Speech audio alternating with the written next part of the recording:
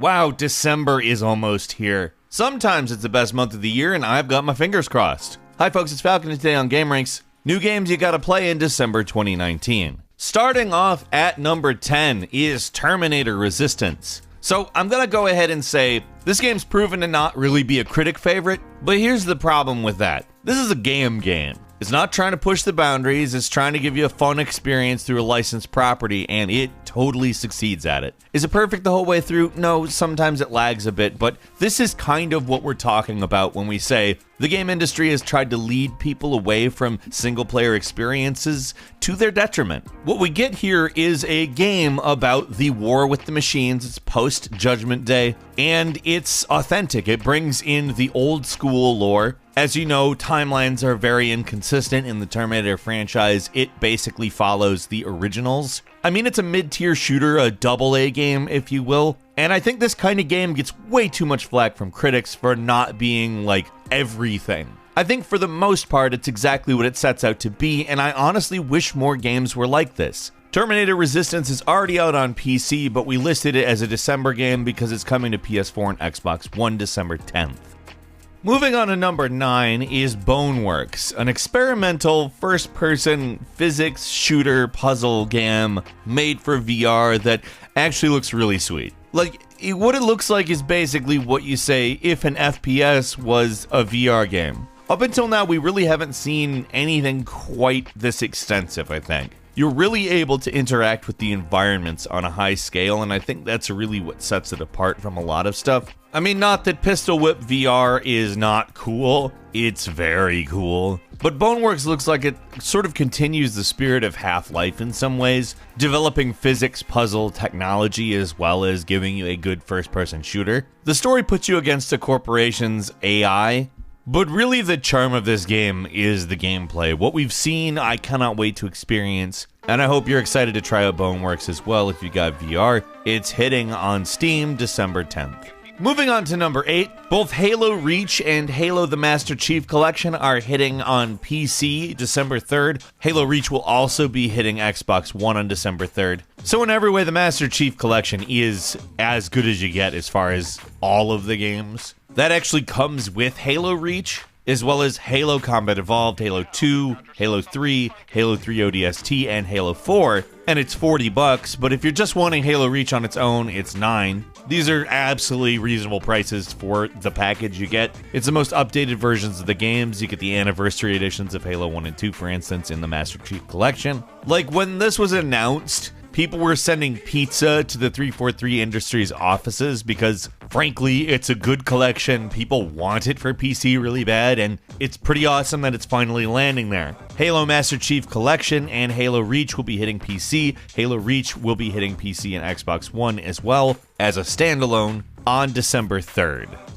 Moving on to number 7, it's Darksiders Genesis, a top-down hack and slash with a lot of fun gun action, which is actually considered a spin-off slash prequel in which Strife, the fourth horseman of the apocalypse, will team up with War, another horseman of the apocalypse, to wipe out their kind at the behest of the Council. It's a little more complicated than that, obviously, but what we're getting is what looks to be an incredibly good top-down setup to all the events of the Darksiders series, which, by the way, is typically done through third person. However, the gameplay of this doesn't look drastically different to me. From what it looks like, it seems a lot like it leans into the more traditional hack and slash stuff while not abandoning the kinds of attacks and big chaos that you can cause in a Darksiders game. And frankly, I'm really excited to play it. Darksiders Genesis is coming to PC and Stadia on December 5th. Moving on to number 6, Life is Strange 2 Episode 5, as well as the full collector's edition of physical release as well as digital of episodes 1 through 5 is a full game. Life is Strange 2, of course, has been quite a bit bigger in scale. They started changing locations early in the season. There's a travel element to this series that likely wasn't possible in the first, not only due to the story they were telling, but most likely other reasons as well, maybe budgetary, maybe otherwise. These are obviously narrative-driven games, so I don't really want to give away too much while describing it, but despite being a very different story from the first, it's retained a lot of the charm of the first. all the way down to the semi-awkward dialogue that sometimes will confuse you coming out of teenagers' mouths. It's fun to see kids develop supernatural powers, though. I mean, that's always a good basis for a story. We've gotten a totally different type of power in this, and the other 4 episodes have not pulled any punches, at least towards our guts. I expect episode 5 should be quite good when Life is Strange 2 episode 5 and Life is Strange 2 Collector's Edition hit on PC, PS4, and Xbox One December 3rd.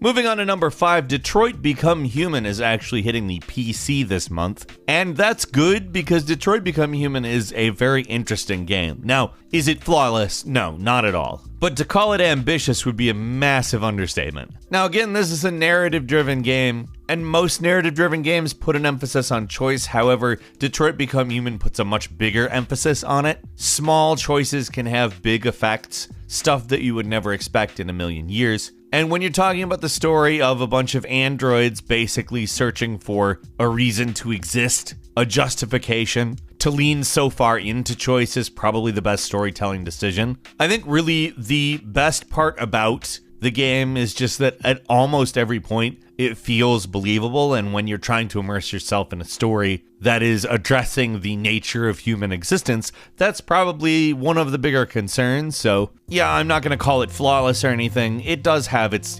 let's say voice acting problems from time to time, but I would say that Detroit Become Human is more than worth a spin when it hits on PC December 12th. Moving on to number 4, it's Arise, A Simple Story, the story of a dead man recounting the events of his life as he's in limbo between life and the afterlife. Simple setup, time-based platformer in execution. Now, as a platformer fan, this is something that I'm actually quite a bit looking forward to. I liked Braid and its time mechanic, and I don't think that this is entirely dissimilar from what I've seen visually, except I would say it maybe looks a little more streamlined than Braid, which I think will both work as an advantage and a disadvantage. The platforming to me looks like mid-90s platforming, but what stands out is there's stuff like a level where the actual level happens over the course of 12 seconds and you have to pause, rewind, and stop time to platform through falling stuff that you have to position by controlling time. To me, this stuff looks really fun and innovative, and it's also just gorgeous to look at. It's got a lot of color, it's got a nice simple aesthetic, and I will definitely be playing Arise, A Simple Story when it hits PS4, Xbox, and PC on December 3rd.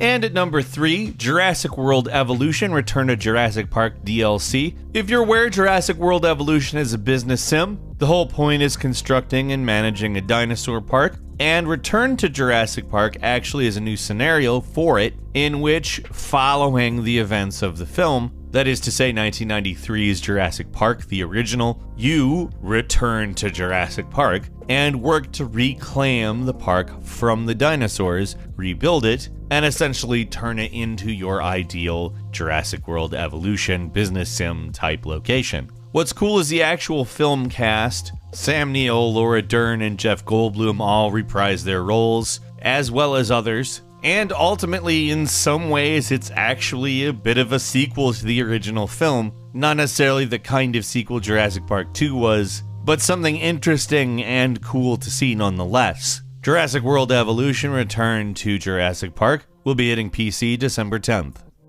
At number 2, we have MechWarrior 5 Mercenaries, which looks to continue the semi-simulation elements. Obviously, mechs are not real, at least not mechs like this, but does look a little to me like they've sped up and simplified the action a little bit, adding destructible environments, which, yes, thank you very much, that's a great idea for MechWarrior, and overall have just brought it into this century. It's been a long time since we've seen a MechWarrior game, and they are old. There's no other way to put it. However, this looks like a fresh experience without changing too far away from what MechWarrior 2 and 3, in my opinion the best entries of the series, really were. I obviously hope it pans out that way. I've been excited since they've announced a new MechWarrior game, and I'll be for sure hitting MechWarrior 5 Mercenaries up when it hits on PC December 10th.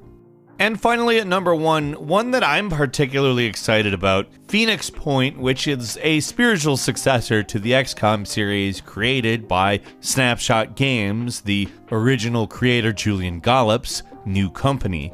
And in a lot of ways, the spiritual successor to XCOM sounds very good. It also looks very pretty. It is an update on the XCOM formula, which drops us in the midst of a war between a bunch of different factions, both human and alien alike, and introduces mutating aliens that evolve. It will be coming next year to the PlayStation, but Phoenix Point will be hitting PC and Xbox One December 3rd.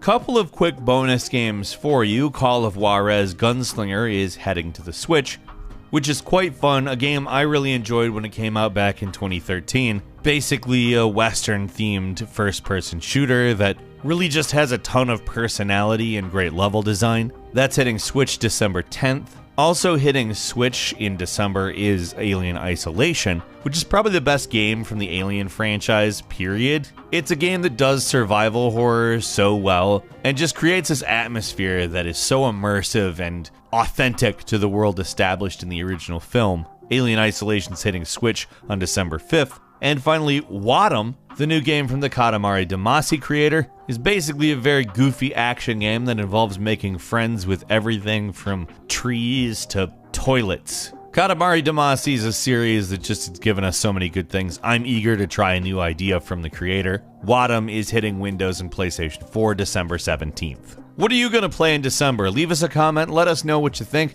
And if you like this video, please click like. If you're not subscribed, now's a great time to do so. We upload brand new videos every day of the week, and the best way to see them first is, of course, a subscription. So click subscribe, and don't forget to click the notification bell. As always, we thank you very much for watching this video. I'm Falcon. You can follow me on Twitter at Falcon the Hero, and we'll see you next time right here on GameRanks.